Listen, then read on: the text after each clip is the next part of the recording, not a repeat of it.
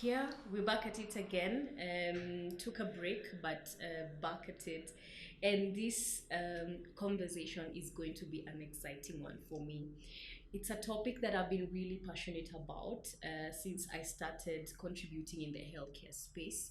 But then this topic is wide. It's not just for healthcare, it's across maybe all insurance. I would say all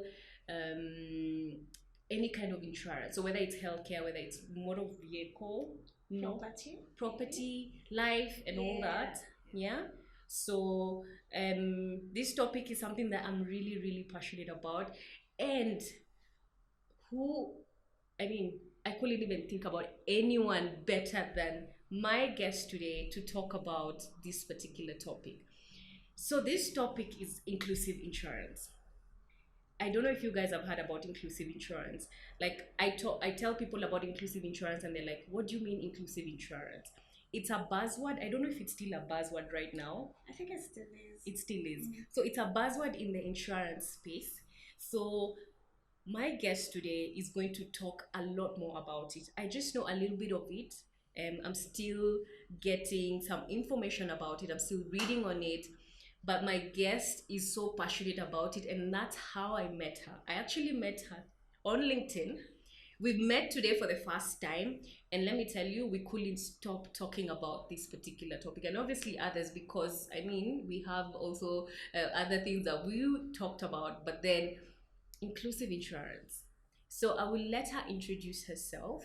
I will give her the honors to introduce herself, and then we'll get right onto it because I'd love to hear what she knows about inclusive insurance, why she's so passionate about inclusive insurance, and then we see what we can do as individuals to be part of this conversation. Welcome to the show. Welcome to Stories and Conversations with Rahel. It's a pleasure. It's an honor to have you on this show. So maybe you can introduce yourself and then we'll get right on to it. Okay. Thanks, Rahel. Super excited to be on your show. Nice. Yeah. So hi guys. Hope I'm not being awkward in front of the camera. This is so weird for an actuary. Yeah. Anyway, so I am Wangeci Mathenge.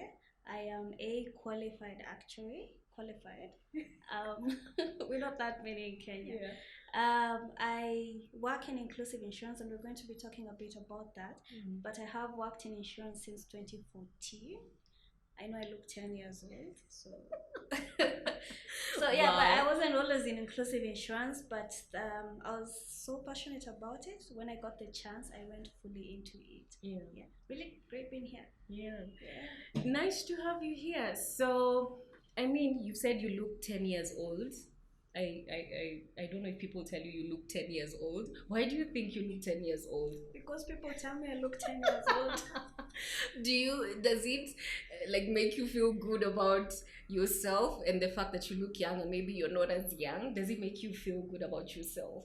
Because I mean, every lady, and I'm telling you this, and you can ask anyone, every lady wants to be told that they look younger than their years. So do you feel like it's a sort of endearment thing, like you feel good about it, or no?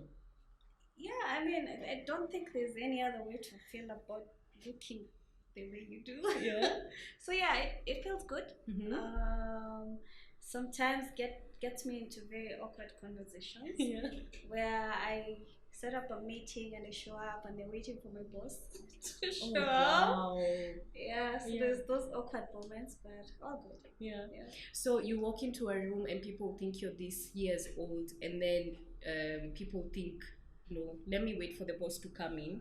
Does it make you feel small when you're in a room? Does it make you feel like you need to work harder to bring your point across? What does it make you feel?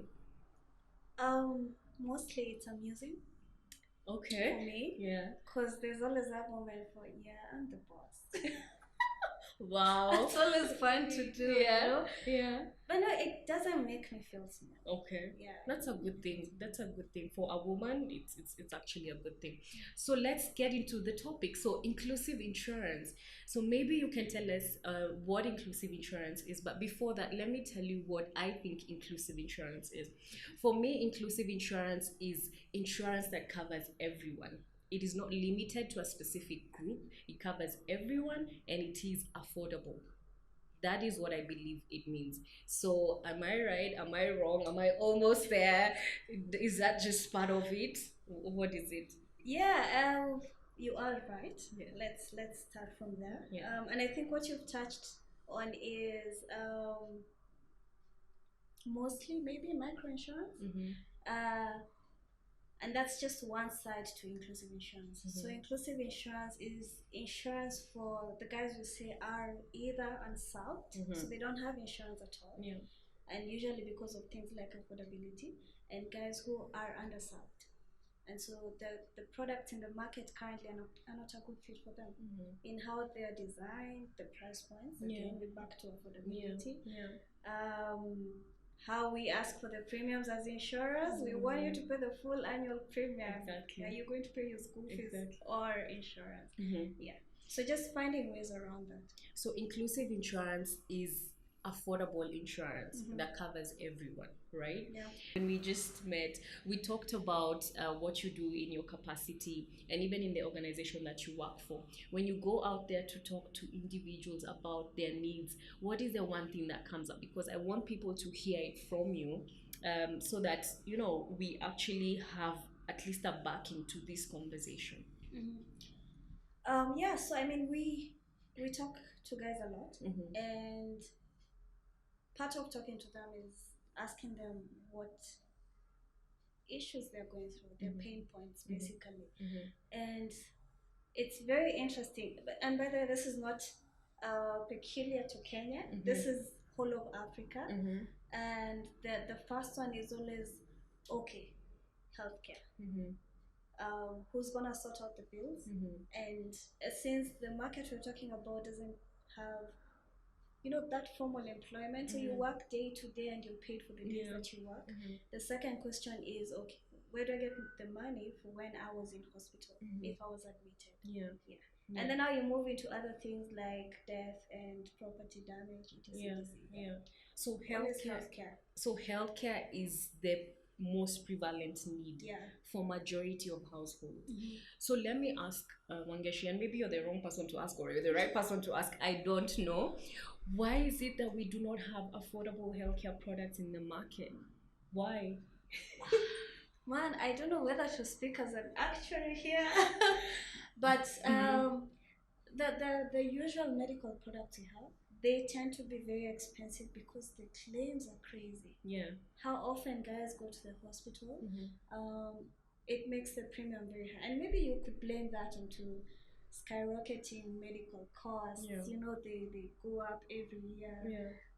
Consultation at 3,000 shillings, that's unattainable for most. And then there's this other side where majority of Kenyans go to the hospital for very minor things. You get a headache and you run to the hospital. Or you just go to the hospital because you need to replenish your stock of painkillers. Or it's the end of year for your policy and you want new spectacles. So you're not seeing it, but that's what keeps the premium going up. And so what that does is, there's a segment of the market that is able to afford that, and most of those are able to afford that because they're paid for under their company's medical benefits. So they don't feel the pinch. But what happens is, it comes down to the other guys who are not formally employed, are not part of any group, and they need medical health care. And so what happens is, you go, you ask for a quotation, they ask you, do you have a child? You say yes, and right at that point your costs just go up. And because you're working in as an individual to look for policy, they assume that you're coming in because you think you're going to need it. You're gonna claim, and so they charge you a lot of premium. Which is fine if you have a lot of money floating around. How does that work when you're earning, I don't know, 200 shillings a day? So that's $2 a day. So I hear what you're saying, but then where is the balance? Because you see, there's a need in the market, right? We don't have affordable health products, and majority of people are not covered, so they are not able to seek medical care, right? So someone can actually for lack of a better word, someone can actually pass away, or the morbidity rates will be high because you're not even able to afford a consultation when you've fallen ill. So where's the balance between coming up with affordable healthcare products and then managing that risk, covering that risk, making sure that people do not, the claim costs are not as high, because there has to be a balance. I know it's difficult, but there has to be a balance. So how do you achieve that balance, or how do you think you can achieve that balance? Um, I don't know whether we've so far been able to achieve that balance, because each year that these claims go up, the next year the premiums go up. And that's what we are working with right now. I think because there's also this other situation where hospitals charge you more when they see you have insurance. And so if hospitals were in a place where they're willing to work with insurance companies and maybe not overcharge when insurance is involved, that would be a good place to start. Because in as much as people are going to hospital for stuff they really don't need to go to hospital for, the hospitals are also charging more and more each time. So if we can get to a place where all the parties involved are interested in the sustainability of the whole system, then we'd get more affordable premium. Yeah. But as it is right now, the only guys who can really afford that premium are the formerly employed under the group schemes, and then you have all these other Kenyans without insurance. Yeah. So you've said something quite interesting about the hospitals charging a lot, especially for the insurance, the individuals who have insurance. So whose responsibility is it to make sure that the hospitals don't charge? Because I mean, you guys or insurance people cannot go around all the hospitals telling them who should not charge this. So whose responsibility is it? Because I'm still waiting to hear where the balance is, because I still want an affordable healthcare product for myself if I'm self-employed, or if I have a blue collar job. Yeah. So whose responsibility is it to bring that regulation, or to bring that rule or something of the sort? Because you want to still get back to coming up with the affordable healthcare insurance products. So whose responsibility is it? Because that's just one part of it. Why can't we still have the affordable health products? Still, I'm still on that. We're going to get back to the affordable health products. Yeah.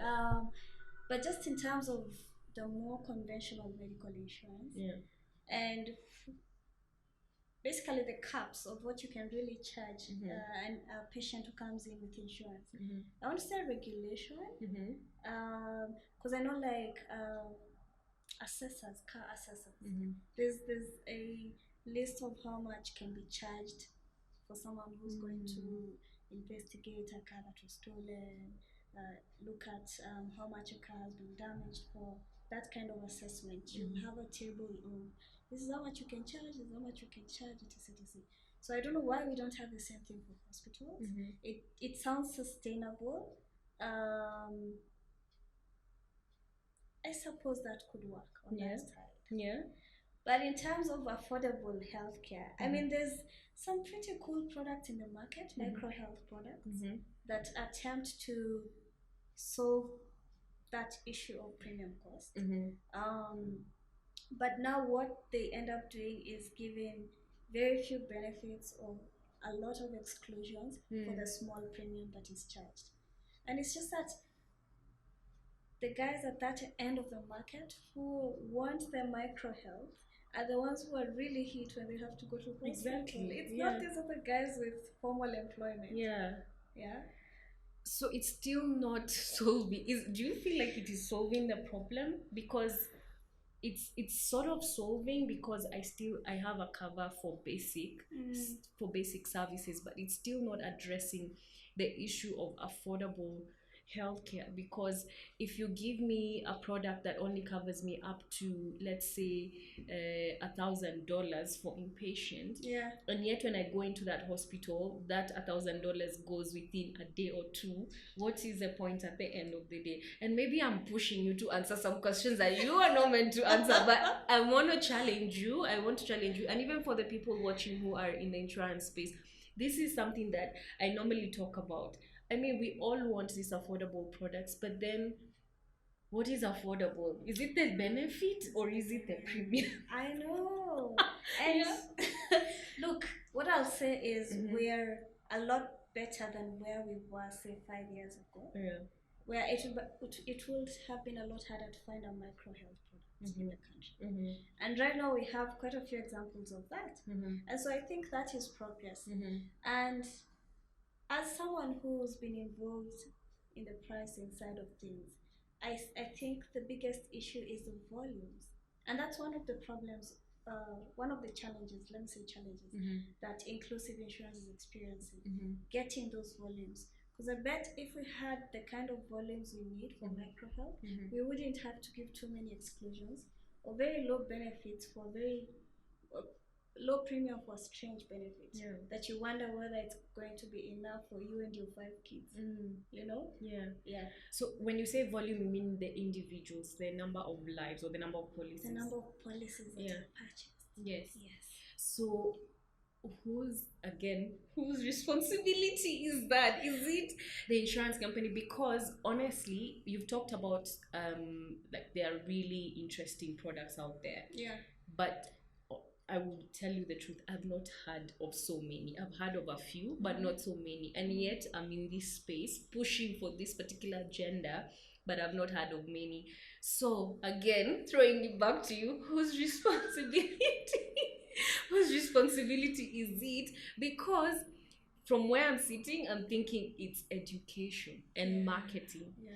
So you come up with all these products, but then I don't know about it. And I am in that space, but I don't know about it. So tell me. Who's okay. Okay, so I want to say insurers. But the reason why marketing by insurance would not be as effective is because there's this lack of trust in insurance. Let's talk about Kenya. In Kenya, there's this, you're suspicious when someone is talking to you about insurance.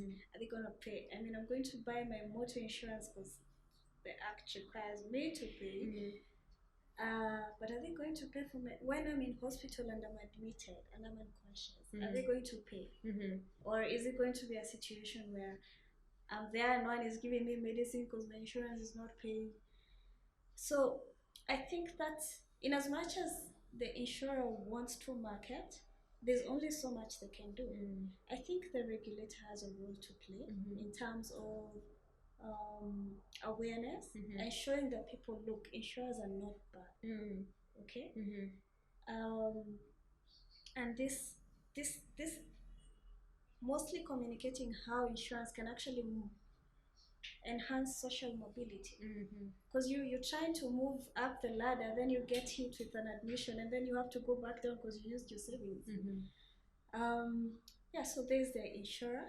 They probably need to market more in simpler language, but even the regulator has a role to play. And I think if we worked in a way, let me give you an example. When politicians want a village to vote for them, what do? They go to the village and find someone who's known in the village. Yes. Who people know. An influencer. Yes. Yes. Our influencers. So I'm talking of grassroots. Yeah. If you want to go to the grassroots, you need to find an influencer at that level. And the same thing for medical insurance.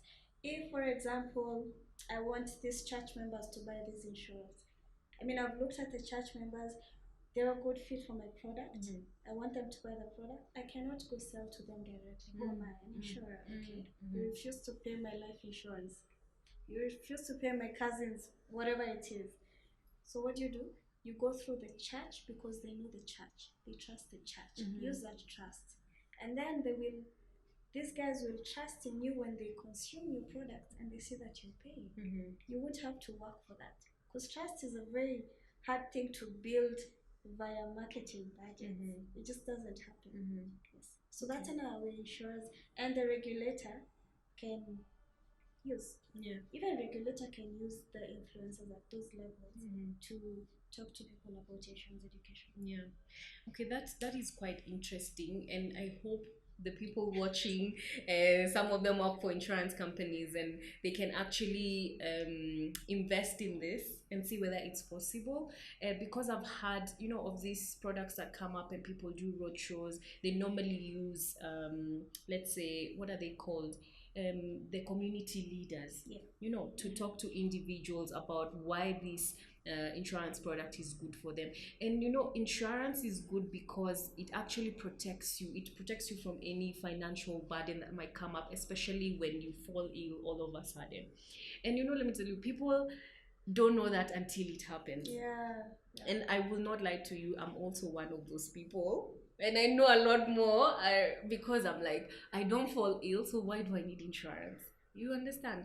But then when it's given to me as a benefit, most of the time I'll feel safe, because I might fall ill at any point, and then I have to go to hospital. Okay, so what do you do as Wangeci to influence this conversation about insurance, uptake of insurance? Because for our age group, it's okay. Most of us don't think it's actually a need. You've said it. Motor vehicle is, it's an act, so people have to take it. You don't have a choice. So what about healthcare? What do you do as Wangeci to influence this conversation? Right. So to influence someone, they first need to know what you're talking about. So I do a lot of insurance education. Like you'll find up on LinkedIn mostly, you'll find a post on what's in your motor cover. Even for the compulsory stuff like motor insurance, people still don't know what they have. I've done posts on how to select life insurance, but that's mostly for more conventional insurance, the more traditional insurance that we have. Um, but I also try to talk a lot about microinsurance, because I also know that the majority of the population cannot afford more conventional products. And so I talk about what it is, how it works, how is it accessible to everyone, and just try to let it be known that it's easy to understand, it's cheaper, it makes sense, because we tend to split out risks. And well, you can do it digitally, such things. Yeah. And I get a lot of questions, so I try to also respond to that. And I think that's my bit. Okay, so with talking about influencing conversations and all that, what would you say about taking up healthcare? Why is it important for someone to have, let's say, a healthcare cover? Because I know for life, and you can correct me if I'm wrong, in the industry right now, in the insurance industry, life insurance is the most common, or it actually it's the most profitable business for most insurance companies. Why do you think healthcare insurance is still not being adopted as much as the other products like life? What would you say about that? One, there's a way that life insurance allows you to pay your premium over 20 years. So it's broken down into monthly bite sizes, you know. You can pay kidogo kidogo, Yes. very little at a time. Yeah. Health insurance, the bulk of health insurance that I've seen basically tells you, give us your annual premium, or pay how you want, but your cover kicks in when you've completed your annual premium. And it's usually a lot. So first it's expensive, and then you can't pay it in installments. And so guys have to make the decision of, do I pay for school fees, or do I pay for this annual health insurance? And then one thing that life does, and especially the life insurance that is sold in Kenya, is very appealing to guys who have kids, because it's always sold as what happens to your children when you're not here. You see, and you start thinking about your kids. It's very emotive, and you're like, I need life insurance, and you know what? I can pay monthly premiums. Health insurance is not, I want to say, not as tangible in that sense. It's not tangible, it's emotions. It's just that we live in a space where I go to hospital, if I don't have the cash, people come together and give me the money for that. So we're basically competing with a community system. Okay, it's getting to a point where everything is so expensive, and that's maybe going to stop working at some point. But that's how people look at it. If I get into an accident, if I'm admitted in hospital, people will come together and contribute, and they will pay my bill. Okay?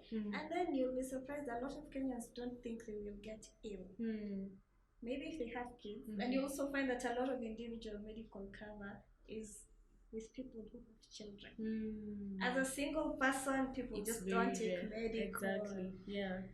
So yeah, go to hospital, people come together. That's a good thing. It's a Harambe spirit. Yeah. But it also means that people are less willing, or they know that they have options.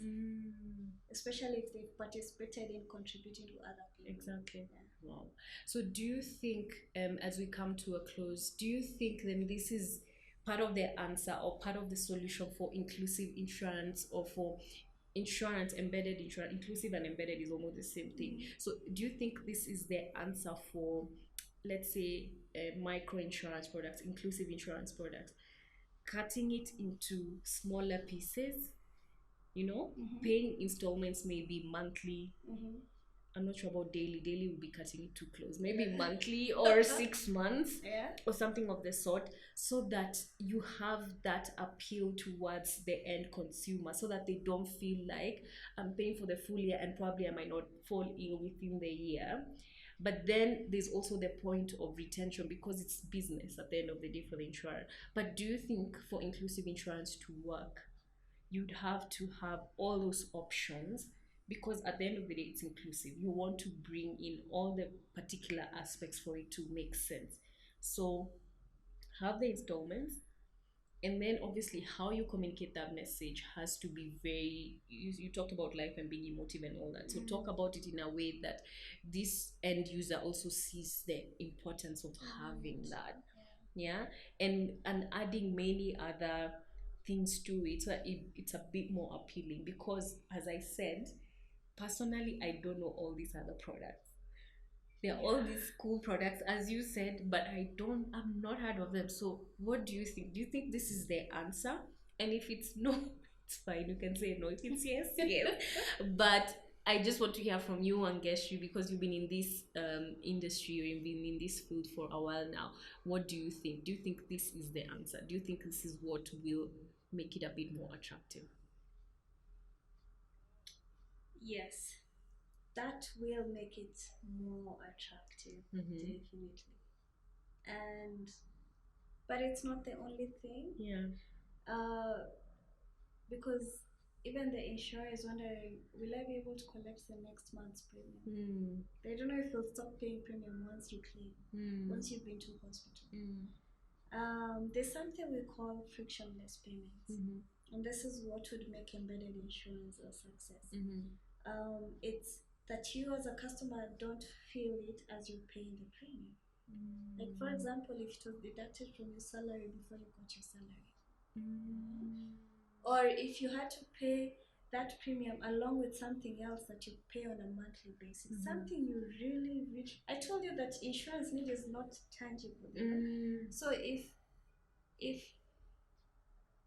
because people, they might find the product appealing, they might not find it appealing to have to pay every other month, especially if they see, oh, I've not been sick for 6 months, so I can skip my payment this time. So if, say, that had to be deducted from your salary, or it had to be paid alongside something else that you really need. You know, like if you don't pay your electricity bill, the lights go off. What happens if you don't pay insurance? Nothing for a while, unless you get sick. Exactly. So if you were to combine it with something that the customer so ultimately has to have, then you basically make sure that every other month you're going to collect your insurance premium. Wow. Wow. And I will not even say anything more. You've heard it from Wangeci. Thank you so much for being part of the show. Thank you for sharing your insights with us. I hope one person, two people have been educated, and I hope insurance companies can actually take some of this advice and implement it into their insurance products, because that's what I want to see. I want to see more products in the market that make sense for the end user. Any parting shot before we leave? Okay. Thanks. This has been amazing talking about this, and I think what I can say is it seems like a very long journey. This inclusive insurance one. Sometimes it feels like we're taking two steps forward and then one step back, but the point is we're moving. And I really, really believe we're going to get to a place where we make it sustainable for everyone. Yeah, Wow. Thank you so much. thank you.